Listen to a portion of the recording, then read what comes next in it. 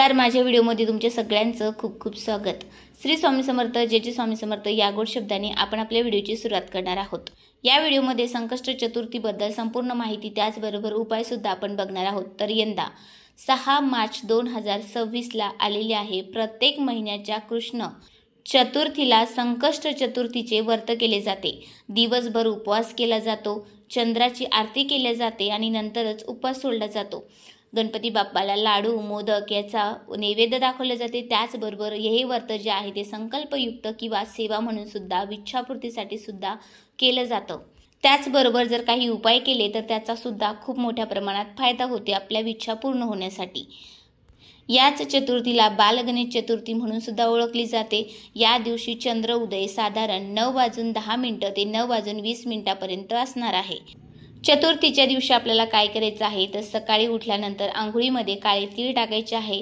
दिवसभर जास्त व्रत असेल तर व्रत करायचं आहे। आता वेगवेगळ्या पद्धतीने उपासना केली जाते, व्रत केले जाते। कोणी मीठ टाकत नाही तर कोणी फराळाचं करत नाही, फक्त फळहार घेतात। वेगवेगळं जे आहे संकल्पयुक्त सेवा घेत असतात किंवा व्रत करत असतात। तर अशा पद्धतीने उपवास धरला जातो।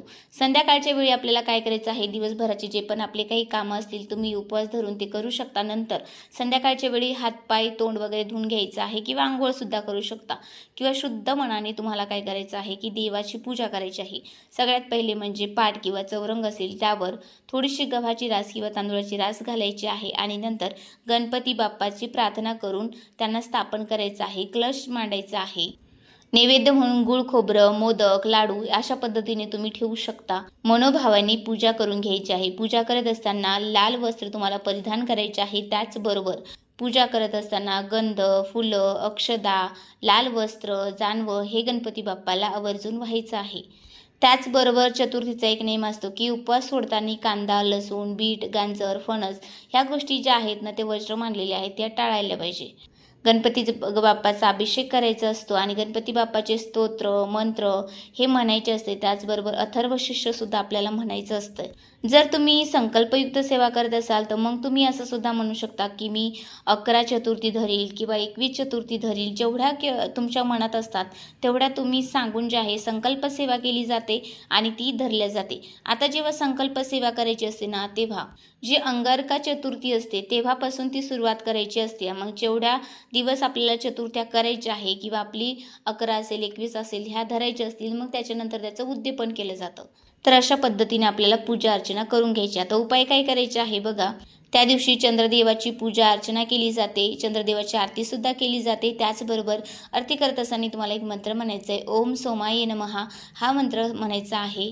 त्याचबरोबर जर तुमची इच्छा एखादी पूर्ण करायची असेल तर तुम्हाला कणकेचे 5 दिवे लावायचे आहे। प्रत्येक दिव्यामागे तुम्हाला इच्छा सांगायची आहे आणि तूप टाकून जे आहे ते जाळायचे आहेत।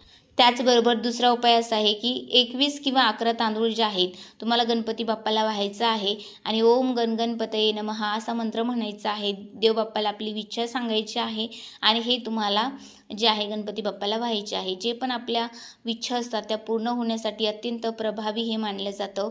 त्याचबरोबर 21 दुर्वा जे असते त्याचा सुद्धा तुम्ही उपाय करू शकता। तुम्हाला 21 दुर्वा जे आहे गणपती बाप्पाला व्हायचे आहेत आणि तुमच्या इच्छा सांगायच्या आहेत। आता आर्थिक ज्या अडचणी असतात ना त्या दूर व्हाव्यात म्हणून तांदूळाचा उपाय जे आहे तो महत्त्वाचा ठरतो। त्याच्यामुळे हा उपाय तुम्ही नक्की करा।